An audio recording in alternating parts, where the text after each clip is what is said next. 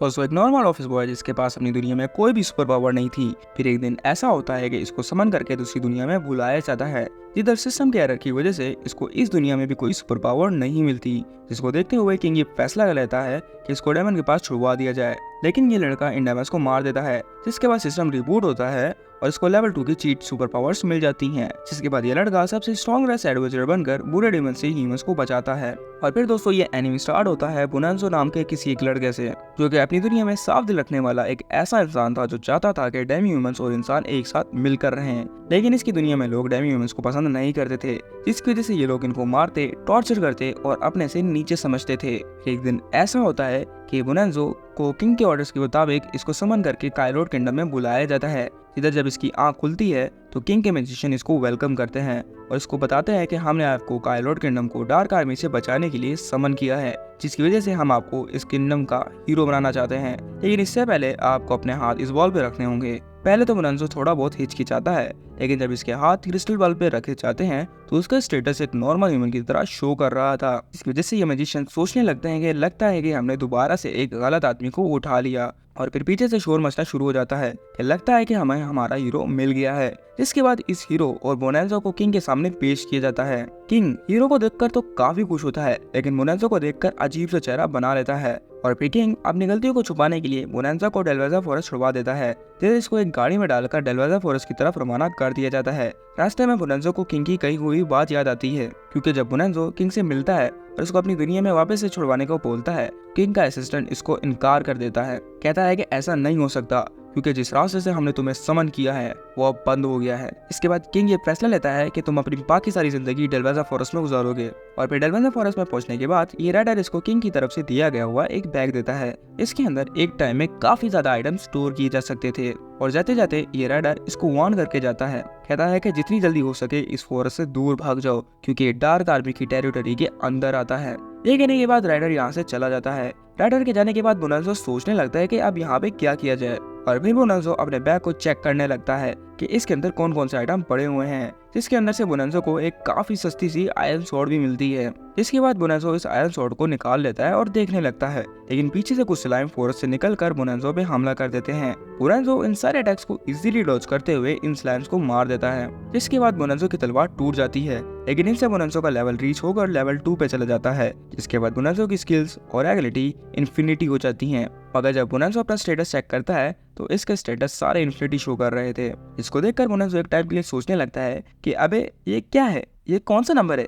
लेकिन चलो छोड़ो, पहले तो मुझे कुछ पैसे कमाने होंगे ताकि मैं इस दुनिया में सरवाइव कर सकूं। इसके बाद बोनांजो अपनी सिस्टम की वॉइस एक्टिवेशन सेटिंग को ऑन कर देता है, जिधर सिस्टम बोनांजो को वार्निंग देता है कि आपके बैग में लोकेशन ट्रैकिंग और मोस्टर अटैकिंग का मैजिक लगा हुआ है, क्या मैं इसको रिमूव कर दूं। बोनांजो ऑर्डर देता है कि हाँ तुम इसको रिमूव कर दो। और फिर बोनांजो जंगल में कुछ खाने के लिए ढूंढने के लिए जा रहा था कि पीछे से सिस्टम बोनांजो को दोबारा से वार्निंग देता है कि यहाँ पे डार्क आर्मी के बहुत सारा मैल्शियम मौजूद है, क्या आप इसको रिमूव करना चाहते हैं। बोनांजो कहता है कि हाँ इसको रिमूव कर दो। इसके बाद सिस्टम पूरे जंगल में से मैल्शियम को रिमूव कर देता है और फिर बोनांजो का लेवल रीच होते होते लेवल 367 पे चला जाता है। और ये इसीलिए हो रहा था क्योंकि मैल्शियम एक ऐसी तरह की गैस होती है जो कि डीमंस अपनी बॉडी में से रिलीज करते हैं, लेकिन प्यूरिफिकेशन स्किल को यूज करके बोनांजो ने गलती से ही डार्क आर्मी की एक डायर ब्रिगेड को खत्म कर दिया था। लेवल रीच होने के बाद बोनांजो काइलोड किंगडम जाने का फैसला करता है, लेकिन बोनांजो इस शक्ल के साथ तो काइलोड किंगडम नहीं जा सकता था ना। इसीलिए बोनांजो सोचने लगता है कि यार मैं काइलोड किंगडम कैसे जाऊं। और फिर ये सुनने के बाद सिस्टम बोनांजो को शेबिफाई स्किल यूज करने की सजेशन देता है। शेबिफाई स्किल को यूज करने के बाद बोनांजो का फेस पूरी तरीके से ही चेंज हो जाता है। और फिर सिस्टम बोनांजो को टेलीपोर्टेशन स्किल यूज करने को बोलता है, जिसको यूज करने के बाद बोनांजो डायरेक्टली ही काइलोड किंगडम में पहुंच जाता है। जिधर बोनांजो ये फैसला करता है कि वो कैपिटल के एडवेंचर ग्रुप को ज्वाइन करेगा, जिससे वो एक टाइम पे ही काफी ज्यादा पैसा कमा सकता है। और फिर बोनांजो अपनी रजिस्ट्रेशन करवाने के लिए सबसे पहले कैपिटल के एडवेंचर क्लैन ग्रुप में पहुंच जाता है। जिधर जब रिसेप्शनिस्ट इसका नाम पूछती है तो बोनांजो अपना रजिस्ट्रेशन फिलियो के नाम से कराता है। जिसके बाद ये लड़की रजिस्ट्रेशन करने के बाद फिलियो को एक लॉकेट देती है और इसको एडवेंचर क्लैन ग्रुप में वेलकम करती है। रजिस्ट्रेशन करने के बाद फिलियो की नजर फेनिक्स पे पड़ती है, जो कि लोगों से इसको डेलवेजा फॉरेस्ट छुड़वाने के लिए रिक्वेस्ट कर रही थी। जिसके बाद ये लड़की कुछ अमाउंट में पे भी कर रही थी। पैसों को देखकर फिलियो उसके पास जाता है और उसको कहता है कि हाँ मैं तुम्हें डेलवेजा फॉरेस्ट छुड़वा दूंगा। वैसे भी मैं उधर से थोड़ी देर पहले ही टेलीपोर्ट होकर आया हूँ। ये सुनने के बाद बेलारूसा और इसके ग्रुप की कुछ लड़कियां फिलो को घेर लेती हैं और इसको सस्पेक्ट के तौर पे इससे पूछती हैं कि तुम कौन हो। फिलो कहता है कि मैं तो बस एक छोटा मोटा एडवेंचर हूँ और मैं थोड़ा बहुत मैजिक करना जानता हूँ। इसके बाद ये सारे लोग डेलवाजा फॉरेस्ट चले जाते हैं, जिधर ये छोटी लड़की अपने ब्रदर को ढूंढने लगती है। कहती है कि मेरा भाई तो इधर ही था, पता नहीं वो किधर गया। वैसे भी मुझे मैल्शियम की स्मेल नहीं आ रही। मैल्शियम को सुनने के बाद बेलारूसा की ग्रुप की लड़कियां इसको घेर लेती हैं और फिर फेनिस अपने डेमन वाले रूप में कन्वर्ट हो जाती है और अपना मैल्शियम इन पे रिलीज करती है, जिससे बेलारूसा और इनकी ग्रुप की लड़कियां गिर जाती हैं। ये देखकर फ्लू इनके पास आता है और इनको देखने लगता है, जिसके बाद फेनिस सोचने लगती है कि इस बंदे पे मेरा मैल्शियम काम क्यों नहीं किया। लेकिन चलो छोड़ो, पहले तो मैं इन लड़कियों को मार दूं और फिर इस लड़के को देख लूंगी। ये सुनने के बाद फेनिस फ्लू पे हमला कर देती है, लेकिन फ्लू बेलारूसा को बचाते हुए इनको टेलीपोर्ट करके कैपिटल भिजवा देता है और खुद इस डीमन से लड़ने लगता है। जिसके बाद फेनिस फ्लू पे अटैक करती है, लेकिन फ्लू फेनिस के सारे अटैक को डिफेंड करते हुए फेनिस पे ग्रेविटेशनल फील्ड से अटैक करता है। इसके बाद फेनिस काफी कोशिश करती है कि इस स्पेल को किसी न किसी तरह मैं तोड़ दूं, लेकिन तोड़ नहीं पाती और फिर फ्लू सिस्टम से पूछता है कि इसको हराने के लिए मुझे कौन सा मैजिक करना चाहिए। सिस्टम फ्लू को बार बार सब्जुगेशन मैजिक को यूज करने को बोलता है, जिससे फेनिस फ्लू की स्लेव बन जाएगी और उसके सारे ऑर्डर्स मानेगी, जिसको फ्लू रिफ्यूज कर देता है। कहता है कि मैं अपने साथ ये गन इधर लेकर नहीं आना चाहता, वैसे भी ये दुनिया मेरी दुनिया से काफी अच्छी है। अगर पीछे से तो फेनिस फ्लू के मैजिक को खत्म करने के लिए पूरी कोशिश कर रही थी, जिसके चक्कर में फेनिस ने तो काफी ज्यादा माना कंज्यूम कर लिया था। जिसके बाद फेनिस हार मान लेती है और सरेंडर कर देती है। कहती है कि मैं सरेंडर करती हूँ, अब मुझे मार दो। फिर फ्लू अपना स्पेल कैंसिल कर देता है। कहता है कि वेट अ मिनट, मैं तुम्हें मारने के लिए तुमसे तो नहीं लड़ा, अब कि तुमने सरेंडर कर दिया है तो तुम यहाँ से जा सकती हो। इसके बाद फेनिस अपने डेमी फॉर्म में कन्वर्ट हो जाती है। ये देखकर फ्लू फेनिस को अपने अपर से कवर करता है। कहता है कि तुम्हें शर्म नहीं आती, तुम्हें अपने पूरे कपड़े पहन कर लड़ना चाहिए था ना। और फिर फ्लू को याद आता है कि उसकी बैग में भी कुछ कपड़े पड़े हैं और भी फ्लू अपने मेडिकल बैग में से कुछ कपड़े निकालने लगता है, लेकिन माना डेफिशिएंसी की वजह से फेनिस गिर जाती है और काफी गहरी नींद में सो जाती है। और फिर दूसरी तरफ से हमें बादशाह को दिखाया जाता है, जिधर बादशाह हीरो को बुलाता है और उससे जंगल में हुए एक्सीडेंट के बारे में पूछता है। जिसके बाद हीरो कहता है कि आपकी सोल्जर सारे फट्टू हैं, उन्हें तो लड़ना ही नहीं आता, ये तो मैं हूँ जिसने उनकी जान बचा ली, वरना अगर मैं नहीं होता तो ये सारे भी उधर मारे जाते हैं। फिर ये कहकर हीरो इधर से चला जाता है। हीरो के जाने के बाद राजा अपने सोल्जर को बुलाता है और उससे एक्सीडेंट के बारे में पूछता है, जिधर सोल्जर राजा को बताता है कि माय किंग, हीरो ने तो उधर कोई काम ही नहीं किया, वो तो दूर खड़ा होकर ये सारा तमाशा देख रहा था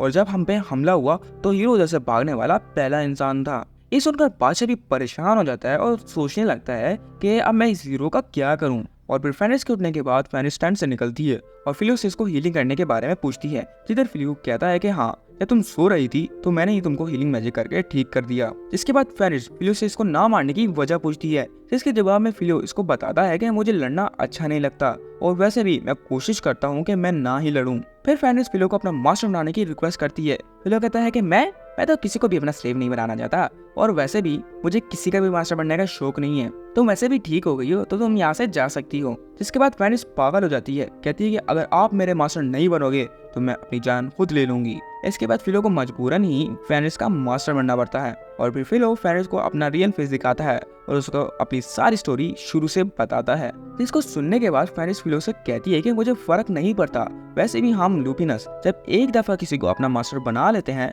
तो हम उसके लिए अपनी लाइफ भी सेक्रीफाइस करने से पीछे नहीं हटते और वैसे भी अब आप मेरे मास्टर हो और मैं सारी जिंदगी आपके साथ गुजारूंगी। ये सुनने के बाद फिलो को भी थोड़ा हौसला मिलता है और फिर अगले दिन फेनिस और फिलो कैपिटल के बाजार जाते हैं, जिधर सब लोग इनको एक मैरिड कपल की तरह समझ रहे थे। ये देखकर फिलो को एक आइडिया आता है, कहता है कि अगर हम एक साथ एक मैरिड कपल की तरह ट्रैवल करेंगे तो किसी को भी हम पे शक नहीं होगा। ये सुनना ही था कि फेनिस काफी खुश हो जाती है, कहती है कि हम जैसे स्लेव के लिए ये तो एक ऑनर की बात होती है कि हम अपने मास्टर की स्लेव बन सके और उनको सारी जिंदगी सर्व कर सकें। फिर फिलियो फेनिस को समझाता है, कहता है कि हम दोनों असल में कोई शादी नहीं कर रहे, हम तो बस ऐसे प्रिटेंड करेंगे जैसे कि हम दोनों साथ हैं। फेनिस कहती है कि ये मैटर नहीं करता डार्लिंग। इसके बाद फिलियो फेनिस को अपने साथ कैपिटल के एडवेंचर ग्रुप में रजिस्ट्रेशन कराने के लिए ले जाता है, जिधर ये फेनिस को अपनी वाइफ क्रिस के नाम से रजिस्टर्ड कराता है। और फिर पीछे से एक स्पेशल अनाउंसमेंट होती है, जिधर एक जंगल में कुछ साइको बेट्स ने इंसानों पे हमला कर दिया था और फिर इनका नेक्स्ट टारगेट कैपिटल सिटी है, जिसकी वजह से किंग के ऑर्डर के मुताबिक जो कोई भी इन साइको बेट्स को मारेगा उनको नॉर्मल रिवार्ड से 10 टाइम बढ़ा कर दिया जाएगा। इसीलिए रिस फिलियो को मनाने की कोशिश करती है कि फिलियो हमें वहां जाना चाहिए, वैसे भी हम साइको बेट्स को मार कर काफी ज्यादा पैसा कमा सकते हैं। लेकिन फिलियो पहले तो मना कर देता है, मगर फिर रिस के हाथों मजबूर होने के बाद ये दोनों साइको बियर्स को मारने के लिए जंगल में जाने का फैसला करते हैं। जिसके बाद फ्लियो और रिस टेलीपोर्टेशन स्किल को यूज करके नॉर्थ साइड के जंगलों में पहुंच जाते हैं, जिधर इनको एडवेंचर गिल्ड की तरफ से एक घर भी दिया जाता है, जो कि ये लोग अपने बेस के तौर पे इस्तेमाल करने वाले थे।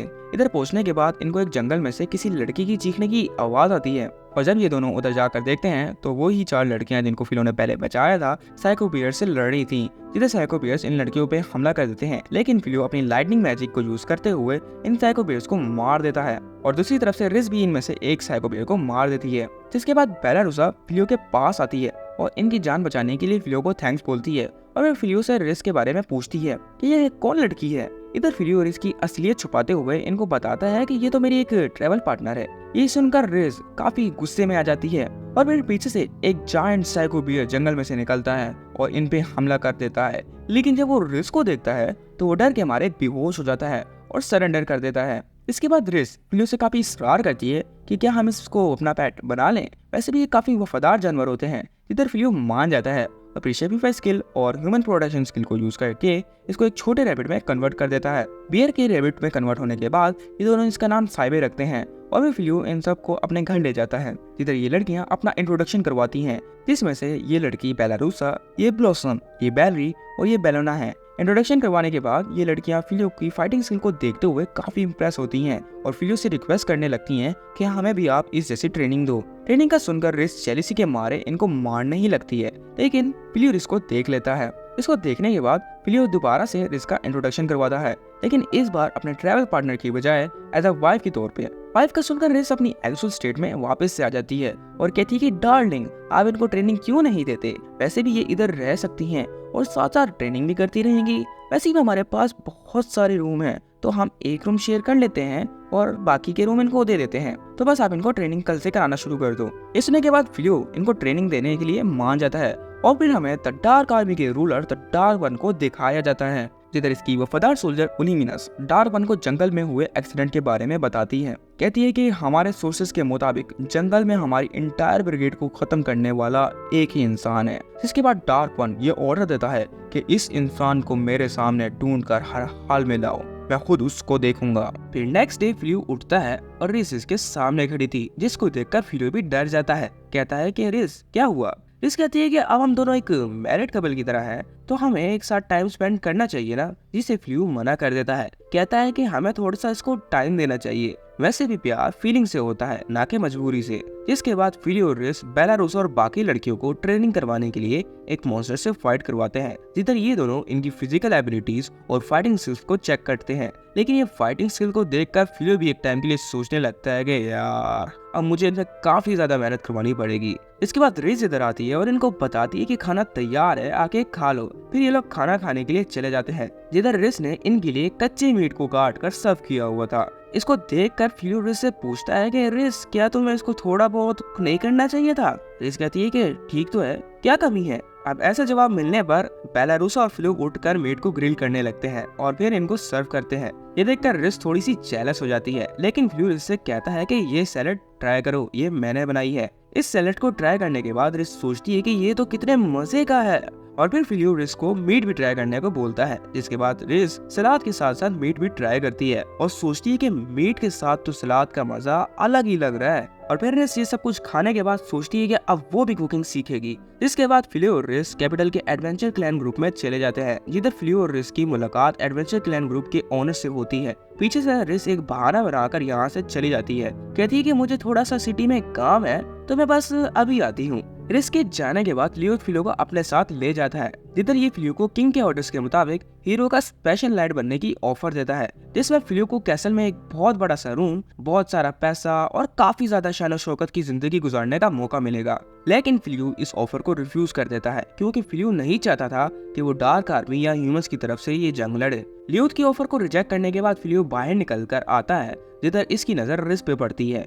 इसको देखकर ऐसा लग रहा था कि रिस का सीक्रेट मिशन यानी कि कुकिंग फेल हो गया है, और फिर ये लोग घर वापस आ जाते हैं। और फिर एक महीने बाद सारी चीजें टोटली ही चेंज हो जाती हैं, क्योंकि ब्लॉसम गार्डनिंग में कुछ क्रॉप्स लगाने लगती है। दूसरी तरफ से रिस और फिलियो बेलरी और बेलेनो को कुछ फाइटिंग स्किल्स की ट्रेनिंग दे रहे थे, इसलिए फिलियो बेलेनो को एक मैजिकल रिंग भी देता है, जिससे बेलेनो का मैजिकल स्पेल और भी स्ट्रॉन्ग हो सके। और फिर ट्रेनिंग करने के बाद शाम को रिस अपने हाथों का बनाया हुआ खाना इनको सर्व करती है, जिसको खाने के बाद फ्लियो को अपनी आंखों पे तो यकीन ही नहीं आता कि रिस भी इंसानों की तरह इतना अच्छा खाना बना सकती है। और फिर रिस फ्लियो को बताती है कि जब से मैंने फाइटिंग के अलावा कुकिंग करना शुरू की तो मुझे इसमें काफी मजा आने लगा, और वैसे भी कुकिंग भी इतनी कोई बुरी चीज नहीं है। जिधर ये सब लोग खाना एंजॉय कर रहे थे कि पीछे से डार्क वन की सीक्रेट एजेंट इल्यूमिनस इनको देख रही थी, जिसमें इल्यूमिनस इन सब के बीच में फेरिस को देखकर ये सोचने लगती है कि ये कैसे हो सकता है कि डार्क वन की सबसे वफादार वॉरियर इन इंसानों के बीच में बैठी है।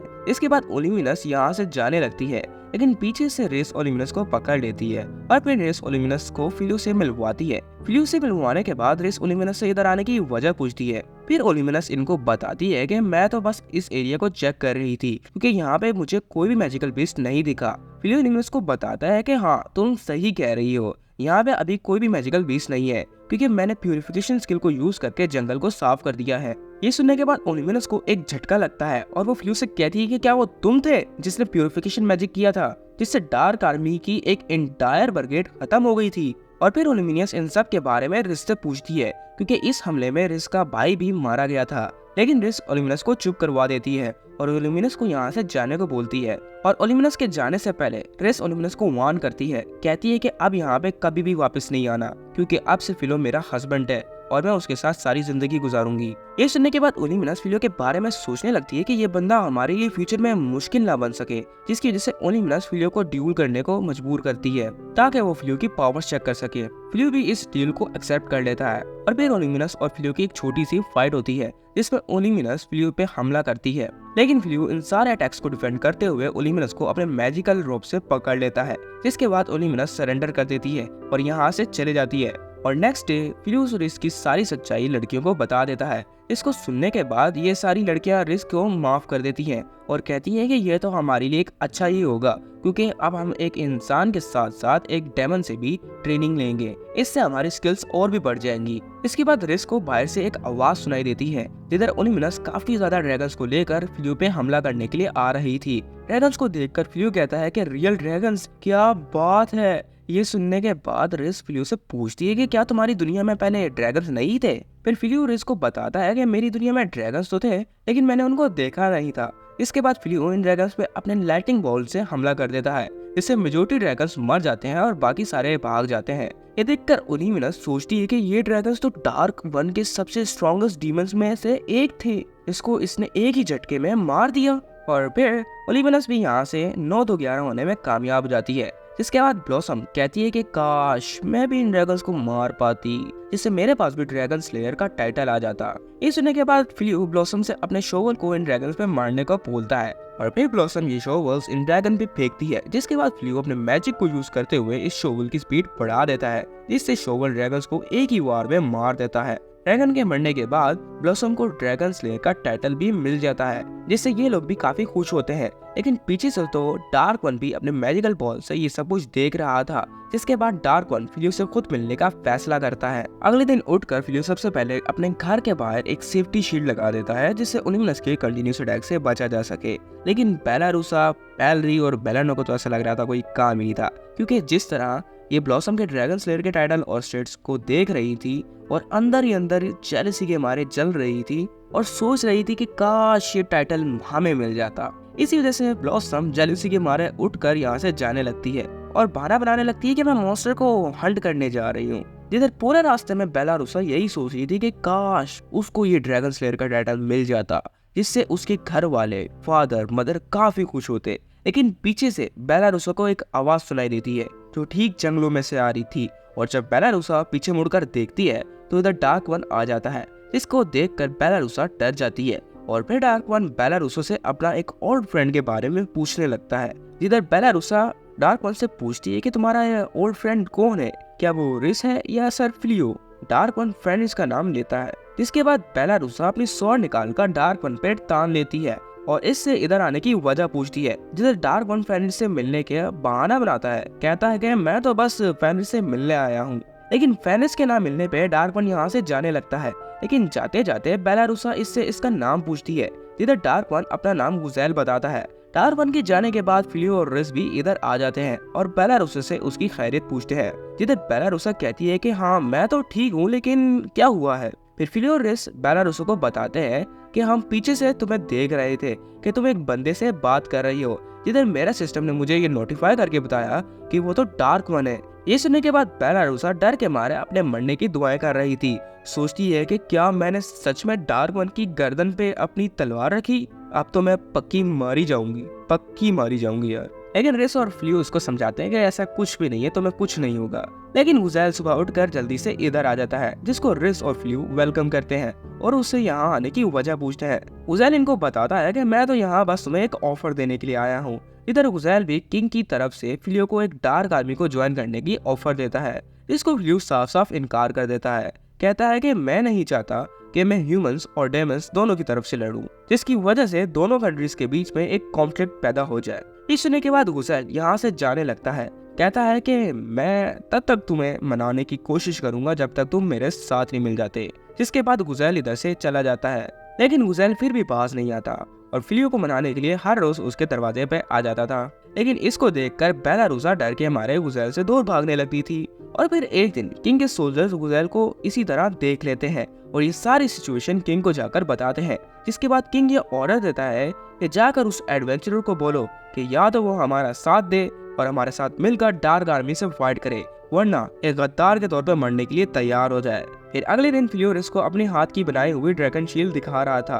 कहता है कि हम इसको बेचकर अच्छे खासे पैसे कमा लेंगे। फिर पीछे से बैलरी इधर आती है और फ्लियो को किंग की फौज के बारे में बताती है। फ्लियो बाहर जाकर देखता है तो किंग की पूरी आर्मी हीरो के साथ मिलकर इधर आई हुई थी, जिनमें से हीरो फ्लियो को ऑफर देता है कि तुम्हारे पास दो ही रास्ते हैं, या तो तुम हमारा साथ दो और डार्क आर्मी से फाइट करो, वरना एक गद्दार के तौर पे मरने के लिए तैयार हो जाओ। फ्लियो हीरो की ऑफर को रिजेक्ट कर देता है। कहता है कि मैं नहीं चाहता कि मैं डार्क आर्मी के साथ लड़ूं और ना ही इंसानों के साथ लड़ूं, और वैसे भी मुझे लड़ना अच्छा नहीं लगता, तो मैं इसलिए ये जंग नहीं चाहता। ये सुनने के बाद हीरो कहता है कि लगता है कि तुमने एक गद्दार के तौर पे मरने का फैसला कर लिया है। जिसके बाद बेलारूसा और इसकी ग्रुप की लड़कियां हीरो के इस ऑर्डर को मानने से इनकार कर देती हैं। ये सुनने के बाद फ्लियो कहता है कि लगता है कि अब तुमने मेरे पास कोई रास्ता नहीं छोड़ा। और फिर फ्लियो रिस के साथ साथ घर, फील्ड्स और बेलारूसा के ग्रुप की लड़कियों को भी अपने साथ टेलीपोर्ट करके किंगडम के साउथ साइड पे ले जाता है। लेकिन इस मैजिक को देखकर हीरो की फटना शुरू हो जाती है और हीरो सोचने लगता है कि इस इंटेंसिटी का मैजिक तो मैं भी यूज नहीं कर सकता, तो ये खाली एडवेंचरर कैसे यूज कर सकता है। और फिर फ्लियो टेलीपोर्ट होकर साउथ साइड पे चले जाता है। फ्लियो की टेलीपोर्टेशन के बाद गुज़ैल भी इधर आ जाता है और जब गुज़ैल को घर नहीं दिखता तो गुज़ैल गुस्से के मारे पागल होना शुरू हो जाता है। ये देखकर सबसे पहले तो हीरो यहाँ से भाग जाता है। कहता है कि इसको तुम ही देख लेना, मैं चलता हूँ। और फिर गुज़ैल अपनी डार्क आर्मी को इंसानों पे हमला करने के लिए ऑर्डर दे देता है। गुज़ैल के ऑर्डर देते ही डार्क आर्मी की इंटायर फोर्स नॉर्थ साइड के विलेजेस पे हमला कर देती है। जिसके बाद किंग अपने सोल्जर्स को ऑर्डर देता है कि हीरो के साथ मिलकर डार्क आर्मी के इन हमलों को रोको। लेकिन सोल्जर्स किंग को बताते हैं कि हीरो तो पहले ही हमारे साउथ साइड की कैसल में जाकर छुप गया है। इस बात पे किंग को भी हीरो पे काफी गुस्सा आता है और फिर किंग पूरी कंट्री से डिफरेंट मेजेस को बुलाकर कंट्री में प्यूरिफिकेशन स्किल को यूज करता है, जिससे डार्क आर्मी की इन अटैक्स को रोका जा सके। लेकिन सही टाइम देखकर गुज़ैल अपनी आर्मी को पीछे हटा लेता है, जिससे डार्क आर्मी का एक भी सोल्जर नहीं मरता। दूसरी तरफ से प्यूरिफिकेशन स्किल को यूज करने के बाद किंग के साथ साथ बाकी सारे मेजेस भी माना डेफिशिएंसी की वजह से बीमार हो जाते हैं, जिनके ठीक होने में भी तकरीबन 2 से 3 महीने लगेंगे। ये देखकर प्रिंसेस एलिजाबेथ किंग के ठीक होने तक यहाँ का इंचार्ज संभाल लेती है। जिसके बाद प्रिंसेस एलिजाबेथ सबसे पहले हीरो को उसकी पोजीशन से हटाने का ऑर्डर देती है, क्योंकि हीरो ने कायलॉट किंगडम को डार्क आर्मी से बचाने के लिए कुछ भी नहीं किया। फर्स्ट प्रिंसेस के ऑर्डर देते ही हीरो को उसकी पोजीशन से हटा दिया जाता है और उसको धक्के देकर कैसल से भी बाहर निकाल दिया जाता है। फिर दूसरी तरफ से हमें फ्लियो को दिखाया जाता है, जो कि अपने बनाई हुई ड्रैगन शील्ड को हॉक टाउन के बाजार से रेट्स वगैरह पता करके वापस घर को आता है, जिधर रिस इसको वेलकम करती है। और फिर ये लोग घर की देखभाल करने के लिए अपनी अपनी ड्यूटीज आपस में ही बांट लेते हैं, जिधर ब्लॉसम खेतों को संभालेगी और इनमें से जो फ्रूट्स और वेजिटेबल्स निकलेंगे ब्लॉसम इनको बेचकर इन पैसों को घर के इस्तेमाल के लिए कंट्रीब्यूट करेगी। बैलरी हॉर्सेस की देखभाल करेगी, फ्लियो अपनी आर्मर शील्ड को बेचकर इन पैसों को घर में कंट्रीब्यूट करेगा, और जबकि रिस घर के काम करके इन लोगों के साथ कंट्रीब्यूट करेगी। लेकिन अगर देखा जाए तो बेलारूसा और बेलेनो घर के कामों में कुछ भी कंट्रीब्यूट नहीं कर पाती क्योंकि इनको कोई काम आता ही नहीं था। और फिर अगले दिन ये चारों लड़कियां डिसाइड करती हैं कि फ्लियो और रिस कभी भी एक साथ डेट पे घूमने के लिए नहीं गए। इसके बाद ये चारों लड़कियां इनको एक साथ डेट पे भेजने के लिए प्लान बनाती हैं, जिधर फ्लियो तो मना ही कर रहा था, लेकिन रिस इसको जबरदस्ती खींच कर अपने साथ ले जाती है। इधर आने के बाद ये लोग काफी इंजॉय करते हैं और फिर फ्लियो इसको अपना एक पेंडेंट भी गिफ्ट करता है।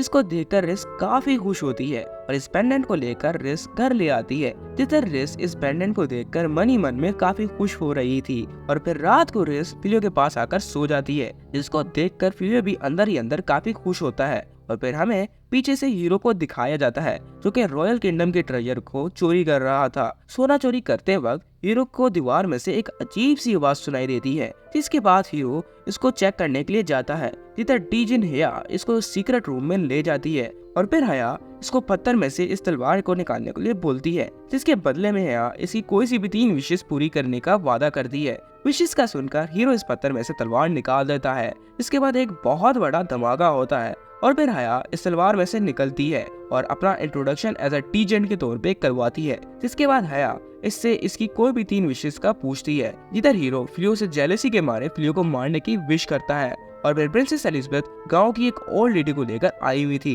जिधर प्रिंसेस एलिजाबेथ इनको काइलॉट किंगडम की करंट सिचुएशन बताती है। जिसके बाद प्रिंसेस एलिजाबेथ इस लेडी से रिक्वेस्ट करती है कि हमें कोई ना कोई ऐसा रास्ता बताए जिससे हम डार्क आर्मी के इन अटैक से बच सके। मगर पीछे से तो एक सैक्रिफाइस कॉलर बैंड इनकी गर्दन में आकर अपीयर हो जाता है, जिसको देखकर सारे लोग परेशान होने लगते हैं। फिर प्रिंसेस एलिजाबेथ गार्ड्स को ऑर्डर देती है कि नीचे के तहखाने में जाकर घुसपैठियों को देखो। गार्ड्स के जाने के बाद प्रिंसेस एलिजाबेथ अपने मन में ही सोच रही थी कि पता नहीं किसने डीजिन हया को आजाद करा दिया। और फिर हमें पता चलता है कि कई साल पहले काइलॉट किंगडम के पिछले बादशाह ने डार्क वन को खत्म करने के लिए डीजिन हया से एक विश मांगी थी, जिसके बाद तकरीबन आधे से ज्यादा काइलॉट किंगडम के लोगों को अपनी जान सैक्रिफाइस करनी पड़ी थी। ये देखकर प्रिंसेस एलिजाबेथ इस ओल्ड लेडी से मदद मांगने लगती हैं। इसके बाद ये ओल्ड लेडी अपना मैजिक को यूज करते हुए रियल वन ट्रू हीरो को फाइंड करने को बोलती है, जो कि और कोई नहीं बल्कि फ्लियो था। उसके बाद प्रिंसेस एलिजाबेथ फ्लियो को ढूंढने के लिए खुद निकल पड़ती हैं और दूसरी तरफ से हमें फ्लियो को दिखाया जाता है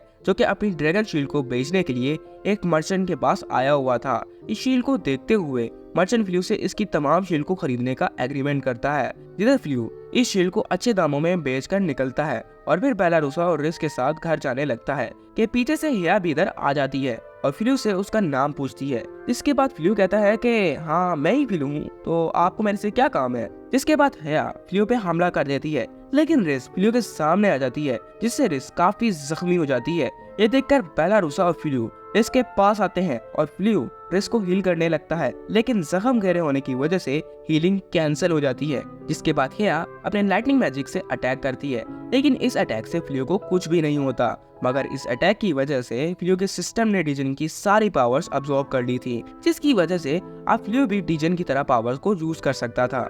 उसके बाद फ्लियो को रिस के साथ गुजारे हुए अच्छे लम्हे याद आते हैं, जिसके बाद फ्लियो गुस्से में उठता है और डीजन की टाइम रिवर्सिंग टेक्निक को यूज करता है, जिसकी वजह से टाइम रिवर्स होने लगता है और रिस के गांव भी बढ़ने लगते हैं। और फिर फ्लियो गुस्से में आकर हया को मारने लगता है। हया अपने मैजिक को यूज करते हुए फ्लियो को रोकने की कोशिश करती है, लेकिन हया का कोई भी मैजिक फ्लियो पे काम नहीं करता, जिसकी वजह से हया को फ्लियो पे शक होता है और हया फ्लियो के स्टेट चेक करने लगती है, जो कि सारे के सारे इन्फिनिटी शो कर रहे थे। जिसकी वजह से हया सोचने लगती है कि ये कैसे हो सकता है कि एक आम इंसान के पास इतनी पावर हो। और फिर पीछे से रिस की आंख खुलती है और जब वो फ्लियो को उसके लिए लड़ते हुए देखती है तो काफी खुश होती है, लेकिन फिर रिस को याद आता है कि फ्लियो कभी भी फाइट करना नहीं चाहता था, वो तो वैसे भी लड़ाई झगड़े से काफी दूर रहता था। जिसके बाद रिस फ्लियो के पास जाकर गले लग जाती है और फ्लियो से हया को छोड़ने की रिक्वेस्ट करती है, क्योंकि रिस नहीं चाहती थी कि फ्लियो किसी की वजह से भी अपनी काइंडनेस खो बैठे। ये सब सुनने के बाद फ्लियो हया को छोड़ देता है और इसको सही सलामत देखकर फ्लियो रिस को गले लगा लेता है। और फिर हमें दूसरी तरफ से प्रिंसेस एलिजाबेथ को दिखाया जाता है, जो कि अपने टूटे फूटे बीमार बेजिस को लेकर काइलॉट किंगडम के वेस्ट साइड पे टेलीपोर्ट होकर आती है, जिधर आने के बाद प्रिंसेस एलिजाबेथ इनका शुक्रिया अदा करती है और अपने गार्ड से इनकी देखभाल करने को बोलती है, लेकिन एकदम से इनकी गर्दनों में से सैक्रिफाइस कॉलर बैंड टूट जाते हैं, जिसको देखने के बाद प्रिंसेस एलिजाबेथ सोचने लगती है कि ये कैसे हो सकता है कि एक डीजिन एक विश पूरी ना कर पाए। और फिर हमें दूसरी तरफ से हीरो को दिखाया जाता है जिसको किंग के गार्ड्स ने ढूंढ लिया था, लेकिन हीरो ने अपने आप को टेसिया के साथ एक रूम में बंद कर रखा था। फिर कॉलर के टूटने के बाद हीरो अपने मन में ही कह रहा था कि ये बेकार डीजिन मेरी एक छोटी सी विश भी पूरी नहीं कर पाई। ये सोचना ही था कि हीरो को पीछे से एक और आवाज सुनाई देती है, जिसके बाद डलमैनस की रूह निकलती है और टेसिया की बॉडी में चली जाती है और फिर अपनी बॉडी को ट्रांसफॉर्म करते हुए अपनी रियल आइडेंटिटी में आ जाती है, क्योंकि डलमैनस एक ओल्ड विश थी जिसको प्रीवियस किंग ने हया के साथ कैद किया हुआ था। तो डलमैनस रॉयल फैमिली से बदला लेने के लिए निकल पड़ती है। इसी वजह से डलमैनस हीरो को भी एक मॉन्स्टर में कन्वर्ट कर देती है। और फिर दूसरी तरफ से फिलियो हीलिंग मैजिक करके हया को ठीक कर देता है और हया को ठिकाने लगाने के बारे में सोचने लगता है, क्योंकि फिलियो को पता था कि हिया एक पावरफुल डीजिन है और अगर वो किसी की भी गलत हाथों में पड़ गई तो वो इससे बहुत बुरे बुरे काम करवा सकता है। इसके बाद रिज हया को साथ रखने की जिद करने लगती है, लेकिन फिलियो रिज को समझाने की कोशिश करता है। कहता है कि रिज देख लो, ये वही है जिसने अभी तुम्हें थोड़ी देर पहले मारने की कोशिश की थी। क्या तुम इसको सच में अपने साथ रखना चाहती हो? लेकिन रिज के गुस्से वाला मुंह देखकर फिलियो को मजबूरन ही मानना पड़ता है, मगर खाली एक कंडीशन पे कि अगली बार हया किसी भी इंसान को हार्म नहीं करेगी, जिधर हया इजीली मान जाती है। इसके बाद फिलियो टाइम रिवर्सिंग मैजिक को यूज करके विलेज को ठीक करने लगता है, लेकिन हया फिलियो को रोक देती है। कहती है कि मास्टर, यह आपके लिए बहुत खतरनाक हो सकता है, क्योंकि जब मैंने